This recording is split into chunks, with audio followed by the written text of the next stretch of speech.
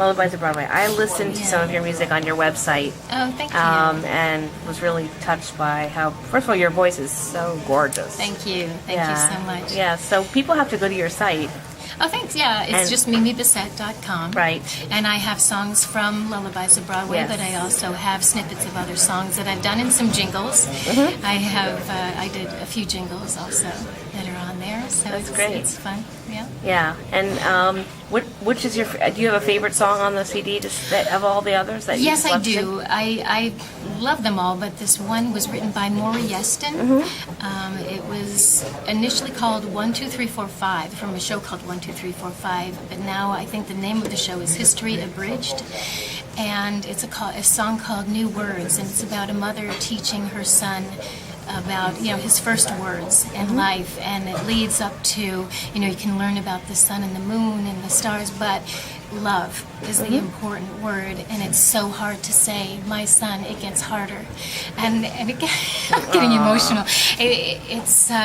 There's such important things. Maury Yeston, from what I heard, it was an exercise he did.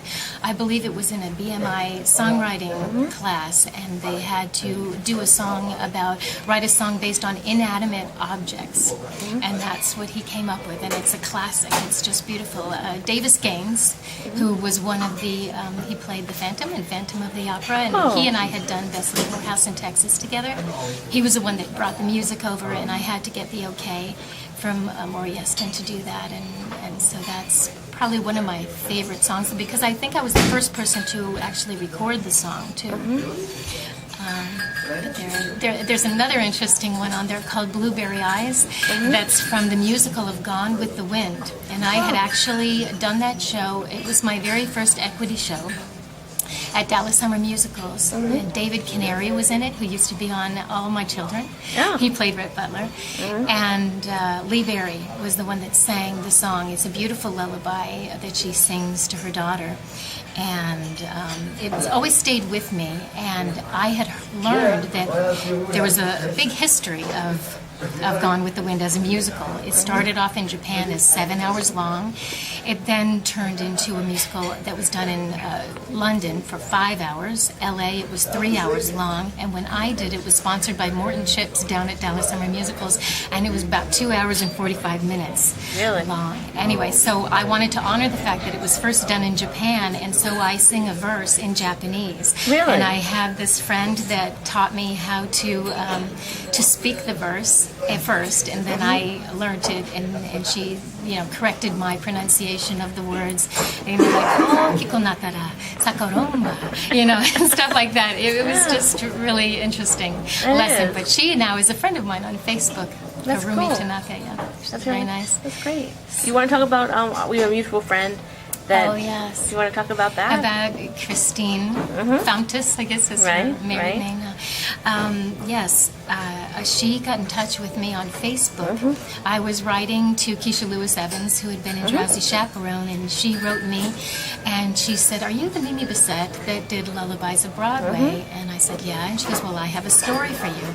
My daughter was very ill when she was first born at the Children's Hospital in Philadelphia, and one of the nurses was playing was a cassette at the time. That's how long it's been around. Wow. But one of the nurses was playing my album, and she noticed that her daughter, Rosemary, was responding and started getting better. And so she would say to the nurses, "Keep playing this particular CD."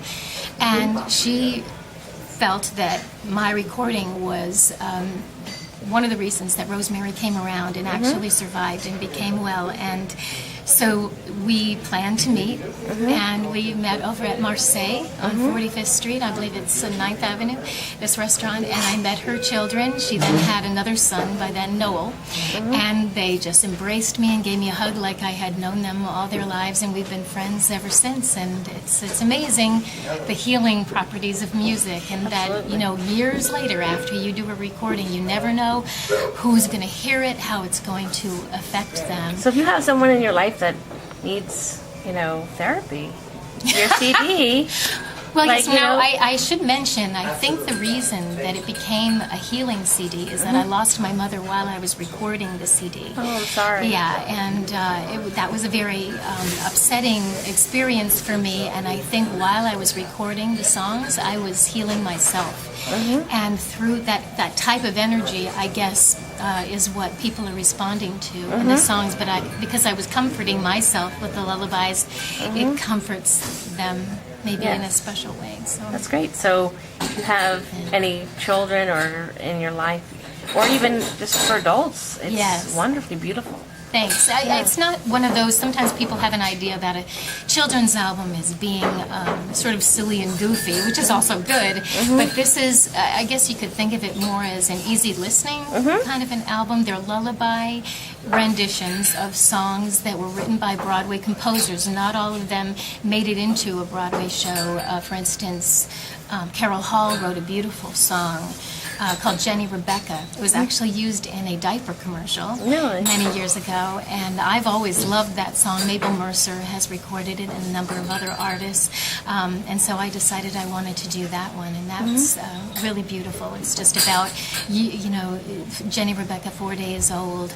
How do you like the world so far? Jenny Rebecca, 4 days old, what a lucky, lucky, lucky, lucky girl you are. And it just goes on to explain all of the wonderful things that she'll experience in her life. And when I was recording the song, I had a picture of my niece, Addie Gorlin, who's now graduated from Dartmouth College. Oh, wow, intelligent. But I was singing to her picture.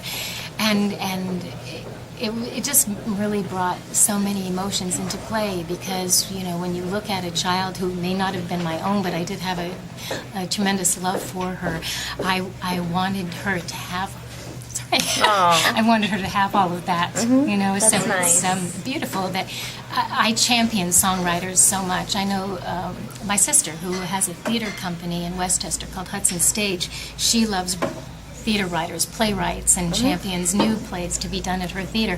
I see, for me, I really respect songwriters because when you think about it, for instance, I went to the Rock and Roll Hall of Fame, and they had on a yellow legal pad the words written out of All My Life, that was, or In My Life, is it, by the Beatles? Yeah, there are places I remember that one. Yeah. And you think, there it was. It was just written on a yellow legal pad, and yet so many people since then have listened to that song, and it means so much to them. They remember exactly where they were, you know, who they met. Maybe it was their husband that they met when they heard the song, and they catalog like milestones in our careers.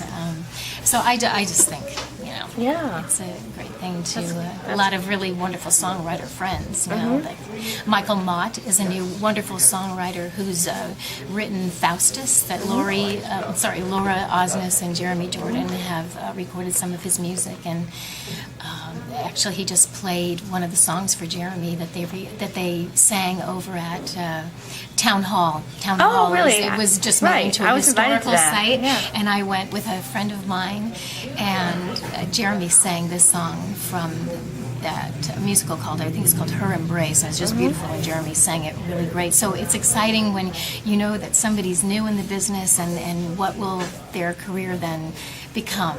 Right. You know? Well, and now he's on Smash. He's become like Jeremy's a big success on Smash. And he was in Newsies. He was in Newsies. He was doing both Smash and Newsies at the same time. Right. I don't know how he did that. I guess after a while he finally realized he had to, Pick one or the leave other. Newsies and work on Smash. Well, I mean, it's hard to turn down a major major television show. Yeah. So, but he did a great job in both Bonnie and Clyde. He was Newsies. amazing. Yeah. He, and I was just thinking about this today, both he and Laura have, because Frank Wildhorn wrote a beautiful score to Bonnie and Clyde, and it's basically is pop and feel. It has country feel, a blues feel at times, gospel, which Michael Lanning, you said you were a big fan of his. Yes, absolutely. And what I find is really important is that despite it being pop, they managed to have really great diction in their songs. It's not overly so, but you understand every word they say so clearly. And when you see a new show, I find this many times, especially as expensive as Broadway theater is now. You go and people just swallow the words, and they don't really try to communicate what they're saying. And you go, what did they say? What? And then if it's a new show, opposed to say Oklahoma, you're like, well, you can't follow the show, and it becomes a frustrating experience rather than an exciting evening of theater. But I think everybody in the cast actually was great. The album, the CD that they came out with is really spectacular, and you hear every word. Absolutely. I loved it. I got a copy of the CD, and I listened to it a lot. So, well, thank you, Mimi. It was great to get to do this finally. We've been trying to do it for a little while. And we have a beautiful day, and it was gorgeous. Philip Marie? Philip Marie. Yeah. It's a great It's place. A beautiful restaurant. Okay. Well, thank you. Thank you.